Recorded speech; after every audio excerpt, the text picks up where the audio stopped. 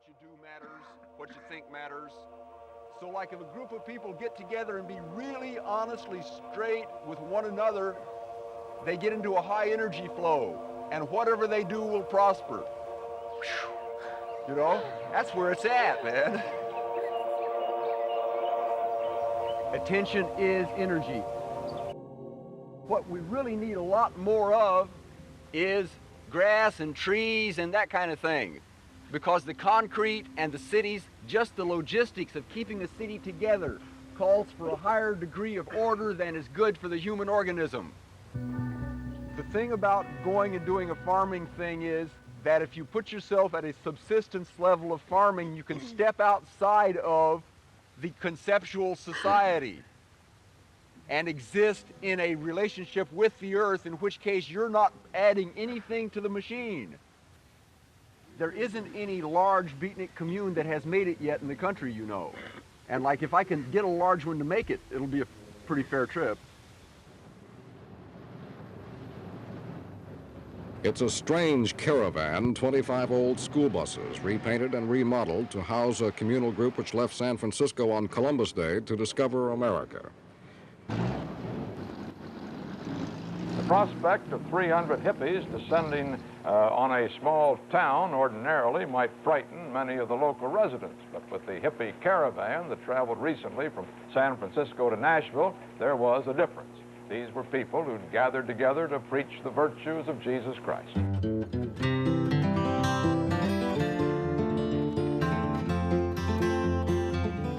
After 7 months on the road, the group bought 1,750 acres in Summertown, Tennessee. They called their new commune the Farm. Well, good morning out there, Farm. It's 25 past 7 and time to pick ourselves up in Westbrook. This is WTZ FM 88.3. By the late 70s, the farm became a self-sustaining community, pioneering organic farming, vegetarianism, and solar power. In the West Texas sun, I didn't want to leave you now. The construction and farming crews brought in cash, while everybody else worked service jobs on the commune. They embraced new technology and even created a handheld Geiger counter. More than 500 kids attended the farm's state-certified school. One of the reasons that there's folks on the planet that's hungry is because we use our resources uneconomically. So we have learned how to make soy milk, and we make 50 gallons of soy milk a day, 5 days a week.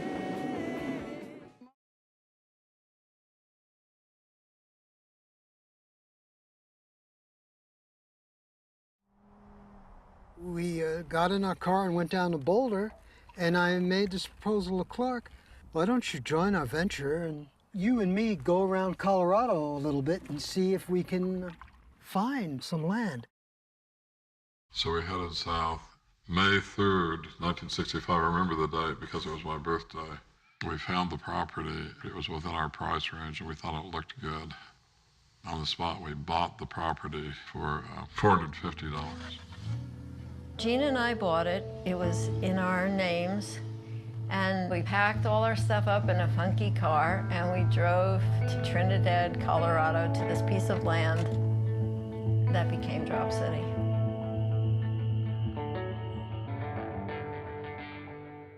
After we purchased the land, I attended some lectures by Buckminster Fuller at the World Affairs Conference in Boulder, Colorado. People would sit listening to Bucky for 6 hours straight. And I thought that I would be capable of building one of those geodesic domes. Students all around the earth are beginning to realize that we have a design revolution on our hands and not a political revolution. Instead of having to leave it to somebody else, to leave it to the politician, there's something they can do themselves. The interesting thing about Trinidad was that there were no building codes or anything. You could just basically do what you wanted. But that created a certain amount of lawlessness, and we had no structure to handle that. The complex dome was like 3 soap bubbles together. 3 domes. Steve engineered, all covered, must have been hundreds of car tops in that structure. I think Steve called it a triple fused rhomboicaso dodecahedron. And if you know what that is, you can clue me in sometime. Each individual dome was 30 feet in diameter, so inside it was just huge. It was beautiful, and Steve had built solar collectors from the back windows of cars. Steve had enslaved us to kick out of the back of cars. It was a joy to experiment, but I don't recommend using car tops. They're crummy, and they're just a pain in the butt to work with, and all that tar that's on the bottom of them. But it is fun to destroy a car, though, with an axe. It is. It's satisfying for a few minutes. I do have to admit that. I'd given up everything for this, absolutely frightening labor. My hands were just pulps from punching holes in car tops. And my wife at that time was really unhappy that we'd left a really beautiful house in Fort Worth, and here we were out in the middle of nowhere. It took me some time to understand that I hadn't made the worst mistake in my life. The actual fact is, the use of drugs in Drop City was minimal, but unfortunately, drop acid, drop out became such a widely pervaded motto that people came to believe that Drop City was the place to be in order to do that. The biggest drug for us was living in the country, having the beautiful view of Fisher's Peak, getting up in the morning and breathing the beautiful clean air, having things to do with our hands. We were building things and making things. That was really the drug for us.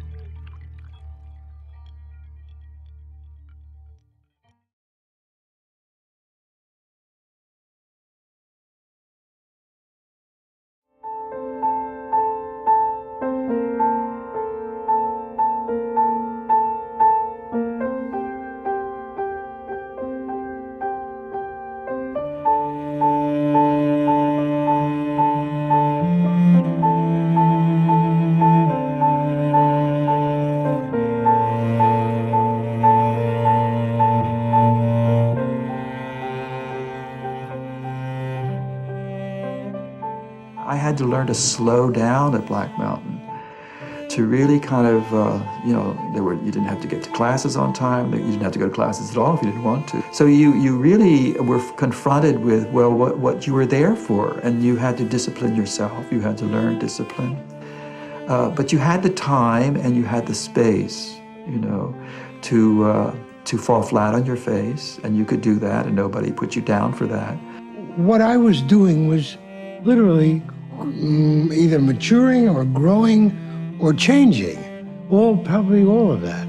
Because every day was a different day at Black Mountain. So many great artists went there as students, and so many great artists taught there. How did they all get there? Why? What brought them there?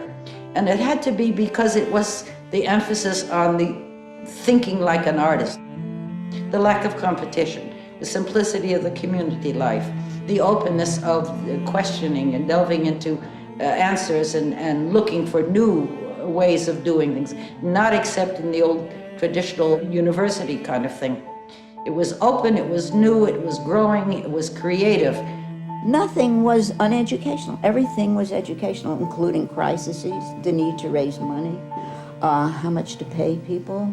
All of those things were a part of our life and our education.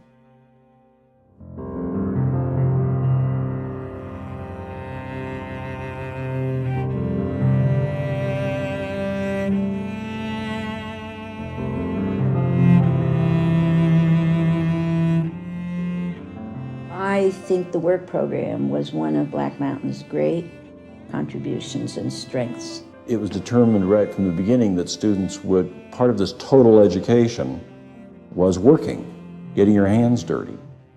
And it was also needed because the college was running on a very tight budget and there needed to be farming, for example, to raise crops. Every student was expected to take part in the work program, whether it was on the farm or it was in the library or the dining hall or wherever.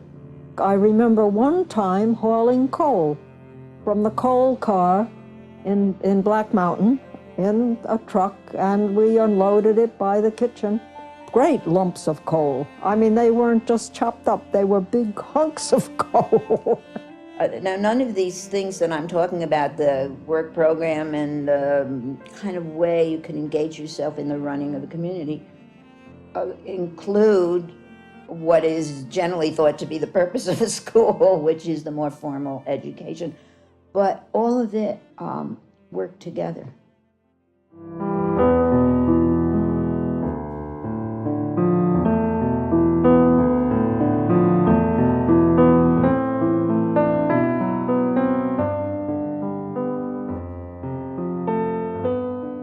The property had been developed by E.W. Grove as a summer resort.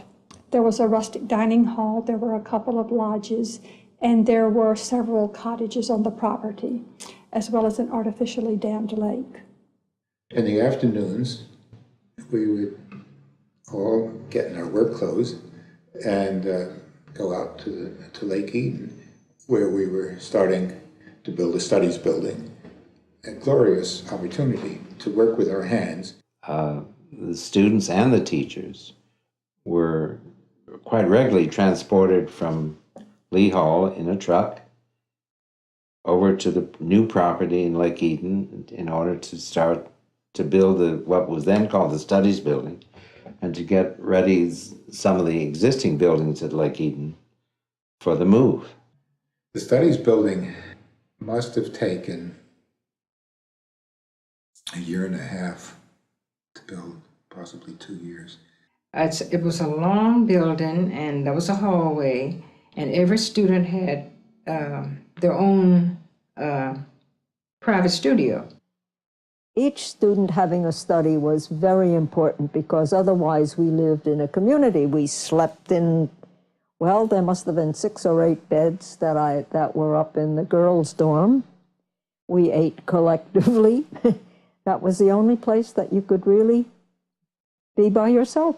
I can't conceive now of how you could have such a dream and make it come true. I mean, to allow people who've never built a building to build a building, you know, which costs money, has to stand, is perhaps, it's quite experimental and is a risk. But it was a risk-taking education.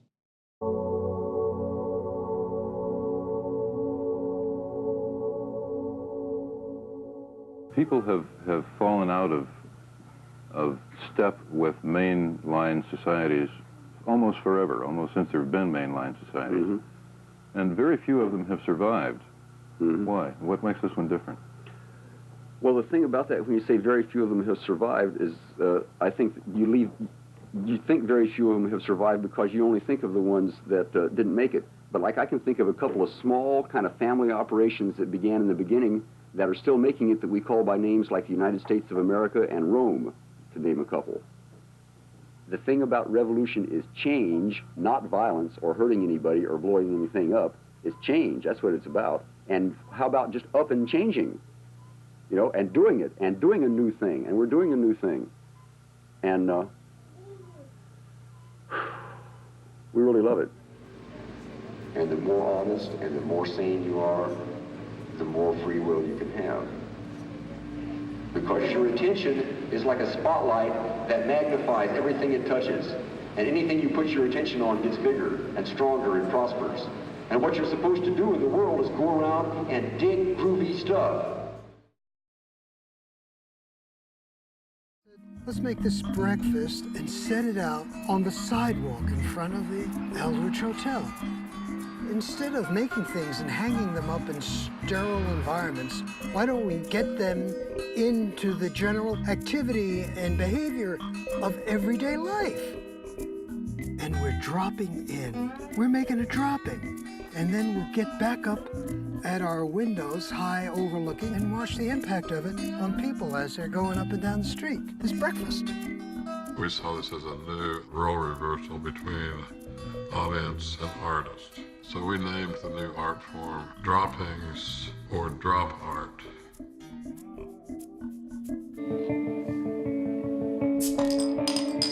Gene and I were driving around the farmlands around Boulder, and we found a farmer who had built a small geodesic dome greenhouse. So we stopped the car and jumped over there and ran over to the dome. And so I took some measurements and we ran back to the car. Then I actually found some straws and toothpicks and built my first 5-fold symmetrical dome. We hardly ever had to buy anything. There'd be construction workers that were taking an old house apart. We'd go up to them and say, we can clean these boards up for you and pull all these nails if we can have the nails. Well, sure you can have the nails. You're gonna clean up the boards? Well, you can even have some of the boards. Our scrounging became quite elaborate. Farmers would come up when we were in Trinidad and say, we know you guys are trying to do something really creative and nice here, but what you thought was an abandoned barn and where you took out the main brace, well, it wasn't abandoned. None of us had ever had any building experience. So we went to town and we asked the people that we met, well, what do you cover your houses with? And they said, oh, well, what you do is you put up tar paper and then chicken wire, and then you cover it with stucco. The only thing is it doesn't work at all on a dome because a dome is not a vertical structure. The tar paper sagged and the chicken wire was up here, so we had to come up with this solution how to make a thinner skin. I think I had the idea of using bottle caps. We collected thousands of those bottle caps and used some of those old nails we had found to pound holes in them, and that's how we bound together the skin of that first dodecahedron dome.